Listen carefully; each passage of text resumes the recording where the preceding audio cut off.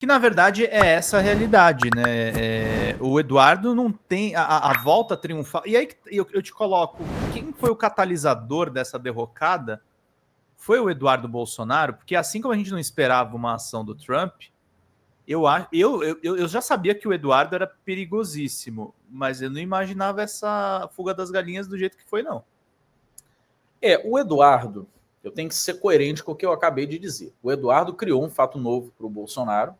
Uhum. E eu disse há poucos minutos, né, que o Bolsonaro, no momento inicial, deve ter achado aquilo maravilhoso, porque ele, de fato, botou todo mundo em apreensão. Caramba, ele pegou o presidente dos Estados Unidos, o cara tomou atitudes jamais imaginadas contra o Brasil, criou uma guerra comercial gigantesca contra o país, ameaçou o judiciário brasileiro.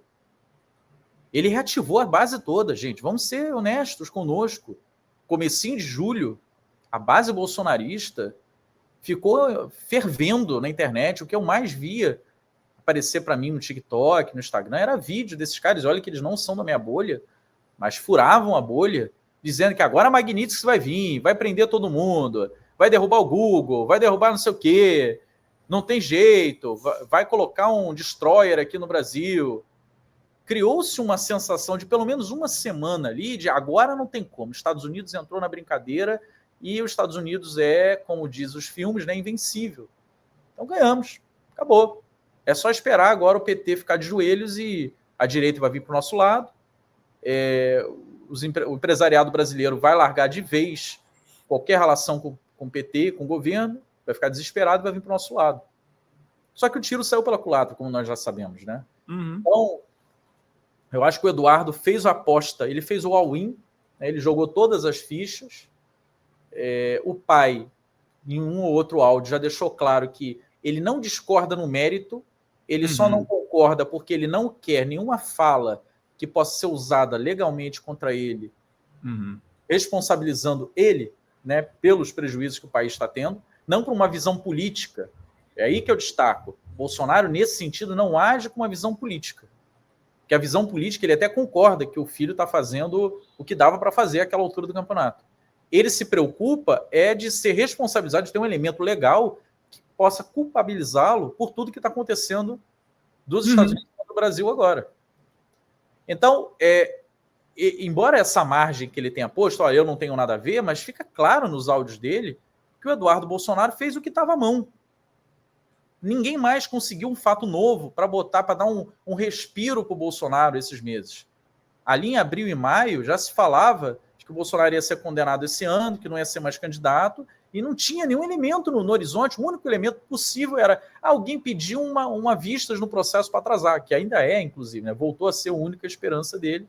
Essa esperança agora já praticamente soterrada também. Então o Eduardo cria esse fato novo para ele como medida desesperada. Mas como o fato novo não durou para sempre, não surtiu os efeitos esperados, o Brasil não recuou, houve uma habilidade muito grande do campo da esquerda como um todo, mas especialmente do governo, de não permitir uma saída em massa, né, dos produtores brasileiros para a postura vira-lata, que até a Globo News chegou a flertar com ela, talvez seja o caso de ir lá, se ajoelhar diante do Trump, pedir por favor, mesmo que ele não atenda, se sujeitar à mesma humilhação do Zelensky. Isso foi dito durante alguns dias. Não só pelo campo conservador, mas pelo campo liberal. E a esquerda foi muito firme em dizer esse não é o caminho. O caminho, e aí as provas internacionais vieram corroborar a posição da esquerda, né? Nós já falamos isso lá no DCM, a Suíça se humilha totalmente e sai esmagada da relação com o Trump. A presidente vai nos Estados Unidos e não é recebida. Volta com o rabo entre as pernas. A União Europeia inteira é humilhada. Ele ameaça 30%. Claro que contra o Brasil também não tinha nenhum elemento comercial verdadeiro, mas contra a União Europeia tinha menos ainda. E aí a União Europeia sai com 15% de taxas e ainda tem que gastar $1.000 trilhão nos Estados Unidos.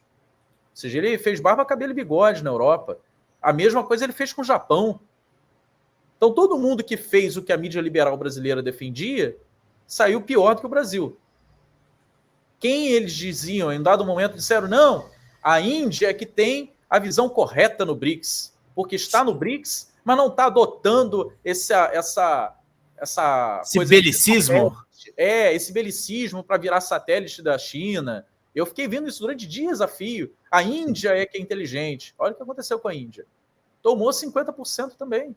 Porque no primeiro momento, os argumentos para bater na Índia eram um. Quando a Índia se ajusta a esses argumentos, os Estados Unidos cria outro. Olha, agora o argumento é que vocês estão comprando petróleo da Rússia. Porque a verdade é essa, né, Samuel? Não tem argumento. Não tem argumento. É político. Se você der o dedo, ele pega a mão. Se você der a mão, ele pega o braço, ele vai pegando. Quanto mais você se humilha, mais ele pega. Então a postura do Brasil se provou acertada. A postura da esquerda ficou evidente para todo mundo, tão claro quanto o sol, que era a postura correta. Então isso fez com que aquele ato desesperado do Eduardo, que num primeiro momento parecia o sopro de esperança para o Bolsonaro, virasse o contrário, virasse a dose letal, né?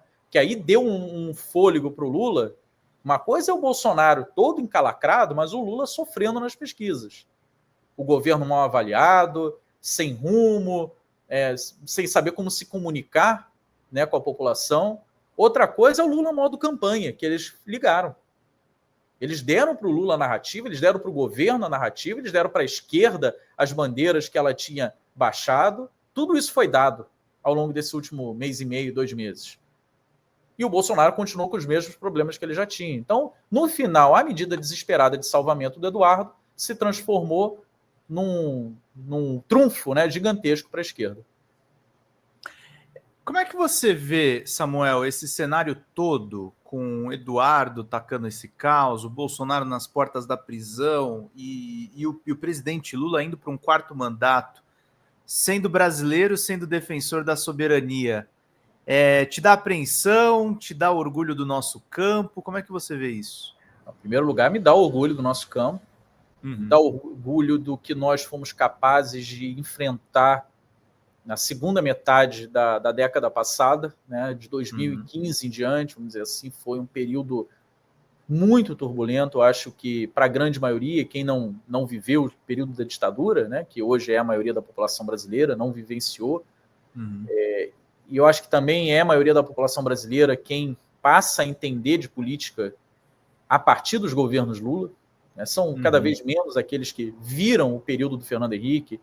Talvez tenham visto através dos pais, indiretamente, ainda na adolescência, mas a grande maioria da população brasileira experimenta o que é ser cidadão no Brasil a partir do governo Lula.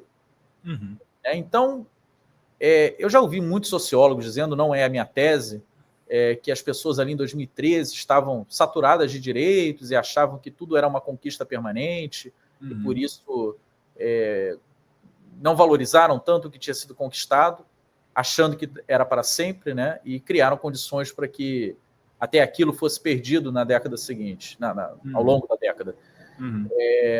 Mas, de fato, muitos de nós nunca vivenciou na vida um período tão ruim quanto foi do golpe para cá.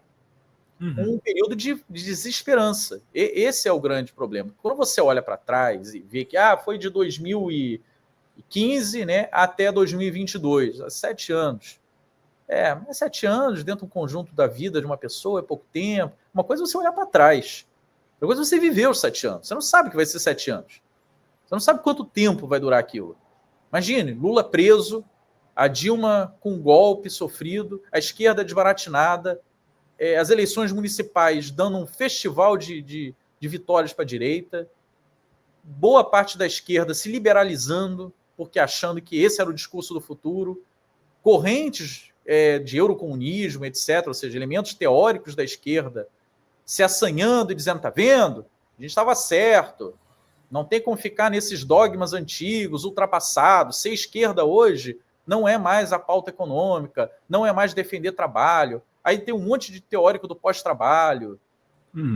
E a gente está perdido nesse meio tempo. É um momento de desesperança da esquerda muito grande. É emocional, é psicológico, não é apenas histórico, econômico, sabe? É psicológico mesmo. Nós vivemos um período em que nós não sabíamos que íamos estar agora em 2025 sob um governo do Lula, falando da possibilidade de reeleição dele em 2026. Isso é impensável na época, para o mais otimista dos petistas. Isso é impensável na época. Então, a gente vê o que a gente viveu, nos coloca em dimensão o que a gente tem para fazer daqui para frente, sabe? Eu acho que um primeiro legado disso é entender que as conquistas, elas nunca são para sempre, né? É uma luta constante, a luta de classes. Enquanto não for superado, né, o modo de produção que a gente vive, a forma de dominação e de organização da sociedade que a gente experimenta sob o capitalismo, eles nunca são direitos permanentes. Diferente do que a gente acaba aprendendo no discurso liberal, a gente não nasce com direitos que serão reconhecidos, né, legalmente. A gente luta por direitos a vida inteira. A gente luta até por direitos que estão previstos legalmente, que não são efetivados. Direito de comer, direito de se vestir, direito de ter água, acesso à água, à higiene. Tudo isso é uma luta diária, não só daqueles que ainda não têm no Brasil, como daqueles que têm, para que não percam. Porque o modelo que nós experimentamos socialmente, socioeconômico, é um modelo voltado, que ele tende eternamente para a concentração. Então, o que é direito hoje, se for deixado no piloto automático, amanhã não é mais direito. Não precisa a direita trabalhar para derrubar esses direitos. O modelo econômico que nós vivemos, ele se incumbe disso mesmo, por ele só, de derrubar os direitos. Que não existem direitos diante do capitalismo. No capitalismo, o único direito que tem é o de propriedade, garantido pelo Estado mínimo do mínimo, que é aquele Estado que vigia e pune a favor do capital. Todo o resto, todos os tratados internacionais, todas as teorias maravilhosas de democracia liberal, elas simplesmente se desfazem no ar se você não lutar permanentemente. Até nos países, né, nórdicos, enfim, que têm uma democracia mais evoluída, que não são socialistas, diferente do que os Estados Unidos acha, que a Dinamarca, a Noruega, ali já está o socialismo. Não, ali está um capitalismo com um pendor social maior, mas ele existe, esse pendor social, porque existe uma esquerda que luta naquele país, puxando a corda ainda mais para a esquerda, em caminho do socialismo, e que faz com que aquele país não seja levado para um capitalismo brutal. Então, a nossa luta, sabe, Pedro, eu gosto de enfatizar isso, eu já estive em outros partidos também, né, eu já comunguei de outras tentativas de construir um campo à esquerda no Brasil, mas concluí que pela trajetória histórica do país, pela forma como o Brasil se organiza no pós-ditadura para cá, o principal instrumento para isso é o partido em que eu estou filiado e que hoje posso ser dirigente. Mas não é um partido perfeito e longe disso. E eu acho que nunca será um partido perfeito. Então não é apenas um partido imperfeito, é um partido muito distante do mínimo que eu acho que precisa ser um partido para ser um instrumento de revolução para o país. Revolução não necessariamente com tomada em armas, mas uma revolução que seja transformar o Brasil numa hegemonia do trabalho e não uma hegemonia do capital. Onde a gente consiga construir uma forma de entender o Brasil que não seja tão passageira como foram as conquistas que o Lula colocou, né, nos 2 primeiros mandatos e a Dilma avança no segundo, que foram muito facilmente revertidas, porque a base social não tinha incorporado isso como bandeira de luta. Achava simplesmente que era uma evolução natural da sociedade o que eles tinham ali. E prontamente se desfizeram dela. Prontamente abraçaram teorias de que aquilo era ultrapassado, era um esquerdismo do século XIX, inclusive entre companheiros nossos mesmo, né? Então fica claro que é preciso o tempo todo, no PT e fora do PT, trabalhar na rua, né, concretamente, mas também trabalhar ideologicamente para entender que nada é direito garantido para sempre, tudo é luta. Fala pessoal da Folha Democrata, aqui é Pedro Zambarda, editor do canal, falar um pouquinho a respeito da necessidade de vocês financiarem a Folha Democrata, gente. A Folha Democrata é financiada através de um Pix chamado Folha Democrata, é o endereço do Pix, né? folhademocrata@gmail.com. Nós precisamos do nosso jornalismo financiado por vocês que são do nosso público, porque nós passamos vários perrengues aqui com o YouTube, vocês sabem muito bem.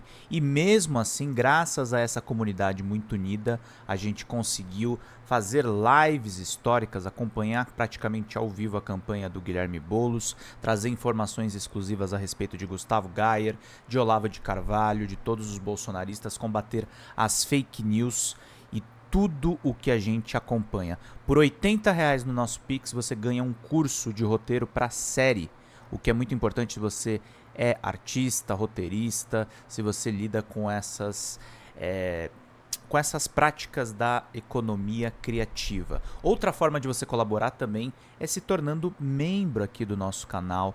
Isso é muito importante para você fazer as suas atividades por aqui, porque você tem acesso a vídeos exclusivos e nós temos um curso de jornalismo básico para você poder acompanhar a partir de R$5, que é ministrado por mim. A gente tem aí quase uma dezena de aulas e muito conteúdo para você poder acompanhar.